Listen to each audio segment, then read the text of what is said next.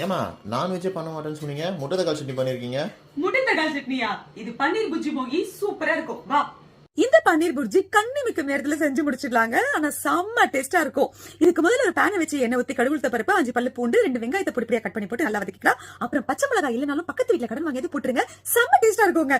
வெங்காயம் வதங்கினது ஒரு 6 தக்காளியை மிக்ஸி ஜார்ல அரைச்சு இதுல போட்டுக்கலாம். இதை நல்லா கிளறிட்டு தேவையான அளவுக்கு உப்பு, ஒரு பிஞ்ச் மஞ்சத்தூள், கொஞ்சம் போல மிளகாத்தூள், அவ்வளவுதான். கொஞ்சமா தண்ணி விட்டு ஒரு கிளறி தட்டு போட்டு மூடி ஒரு 5 நிமிஷம் அப்படியே கொதிக்கட்டும். ஒரு 200 கிராம் பன்னீரை சுடுதண்ணில போட்டு எடுத்து இந்த மாதிரி துருவி எடுத்துக்கலாங்க. பச்சை வாசனை போனதும் நம்ம துருவி வச்ச பன்னீர் இது கூட சேர்த்துட்டு அப்படியே ஒரு கிளறி தட்டு போட்டு முடி ஒரு 5 நிமிஷம் கொதிக்கட்டும். இப்ப திறந்து பாத்தீங்கன்னா கம கமனு பன்னீர் புர்ஜி ரெடியா இருக்கும். அப்புறம் என்ன, ஃபைனலா கொஞ்சம் கொத்தமல்லி அழகுபடுத்தி இறக்கி வச்சு தோசை, இட்லி, சாப்பாடு இது கூட வேணா சாப்பிடலாங்க. நான்வெஜ் கிட்ட மோகிக்கு முதல் வாயை கொடுத்துட்டு எப்படிடா இருக்கு? நல்லா இருக்குமா? சூப்பரா இருக்கா?